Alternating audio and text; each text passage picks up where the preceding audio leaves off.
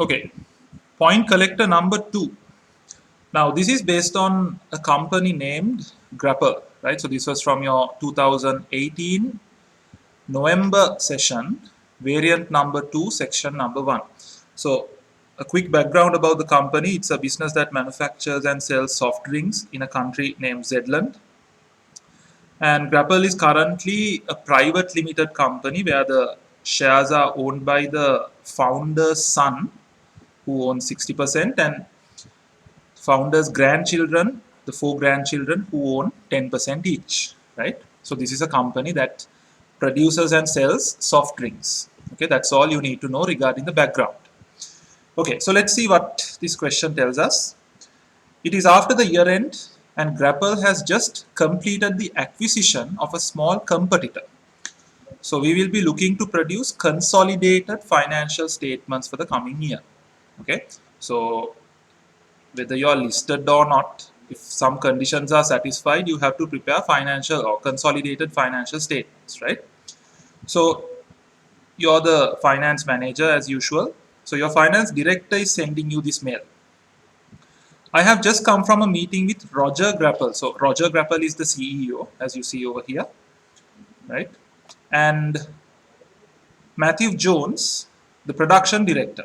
They attended an overseas trade exhibition last month and discovered that some manufacturers there are now producing bottle tops that maintain the fizziness in soft drinks even after being opened several times. Now, you all might probably know that drinks like Coca-Cola and Sprite, after you open the bottle, after some time the fizziness generally reduces, right? But there is a bottle top which maintains it. So they have found a company which produces bottle tops like that. We are all quite excited about this idea and plan to develop our own patented design for something similar. We have been speaking with the directors of Tip Tops. So that's the name of the company, the overseas company, a company that specializes in designing bottle tops. They would be happy to work with us on the new design, and we will provide much of the expertise in setting up the manufacturing process.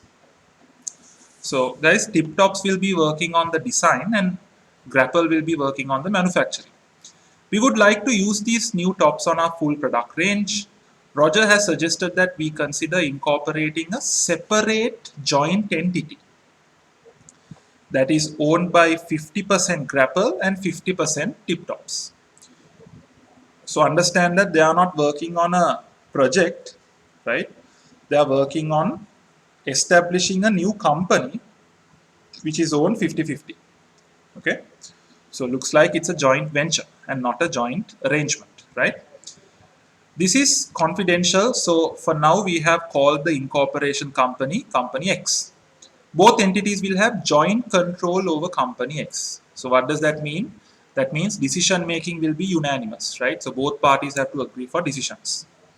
Grapple would be the main customer. So Company X will be selling to Grapple. Okay, and so this would also provide us with a reliable supplier. Roger is confident that the venture would work as Grapple would be able to offer the expertise on the production, and Tip Tops will source all material and design the tops to fit the different bottle shapes Grapple has. The process will be highly automated, but the entity will still need to employ some production staff. All right. Grapple and Tip Tops will acquire the share capital in the new entity, and it is hoped that some borrowings would be provided by the bank. Company X will acquire a manufacturing plant. Company X will acquire a manufacturing plant. Okay, that means Company X will be having non-current assets. And it is hoped that this entity will return a small profit in year 1, increasing in subsequent years. Okay. Roger would like to know how this entity will be accounted for in Grapple's financial statements if the new venture is incorporated. Now guys, notice the fact that for this company to make a profit, they have to sell it at a profit to their customer. And who is the customer? Grapple. Grapple is the main customer. Okay, so it's telling you that when they are transferring items to Grapple, they are adding a profit margin, right? Okay, so the first requirement. Draft a brief note explaining the effect on the financial statements of Grapple acquiring 50% of Company X and the effect on any future group financial statements. So please understand the requirement very clearly. You have to talk about both the effect on Grapple's individual statement and the effect on the consolidated statement. All right, so you have to talk about these two separately. You can include points relevant to both in the same paragraph, or else you can split the answer into two, right? One for individual statements and the other one for consolidated statements. Okay, so I will not go through the second part of the requirement because the main focus in this question is joint arrangements, right? IFRS 11. So you can read through the second requirement later on. Okay. Now there is also a NPV calculation given which we would not require. So let's go to the answer straight away.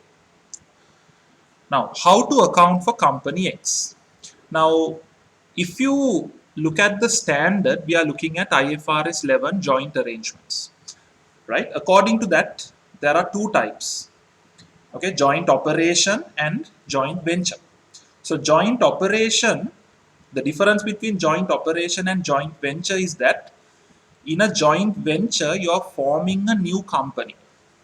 So in this situation, it's very clear that we are forming a new company called Company X.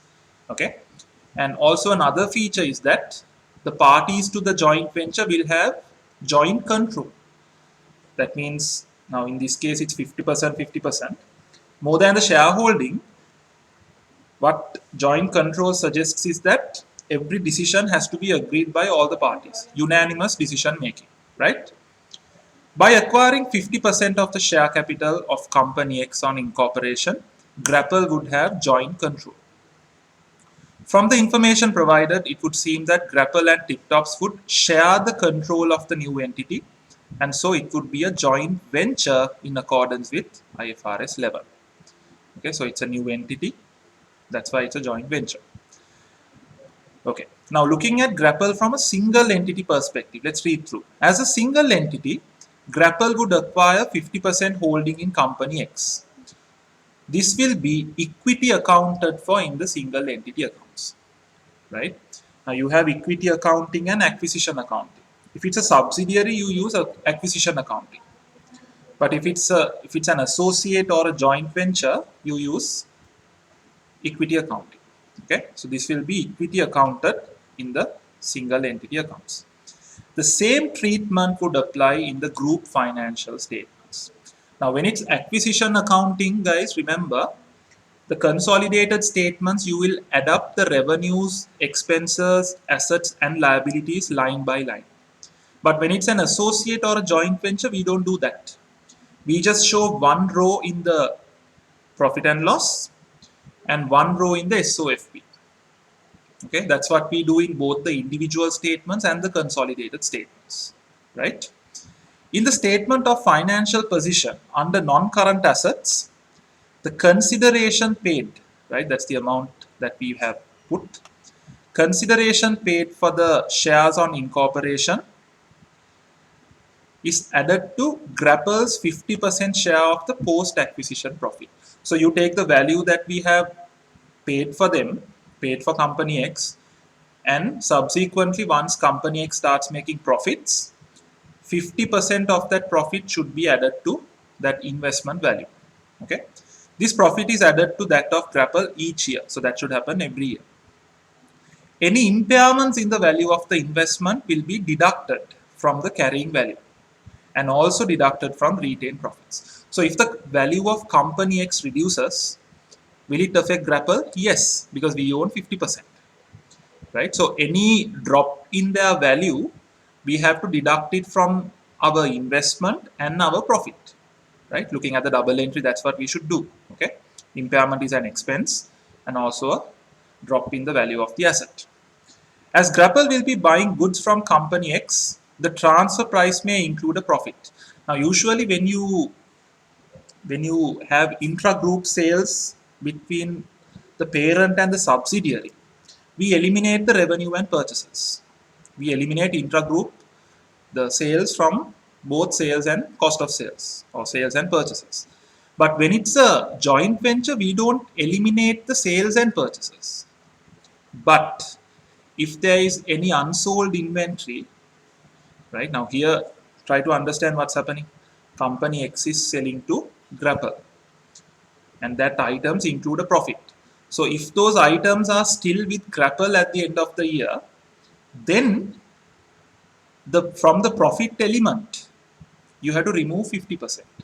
So if the cost is 1,000 for company X and if they sold it to Grapple for 1,200, that means the profit element is 200. So from that you need to take off 50%, right? You need to take off 50% and that would be 100, right?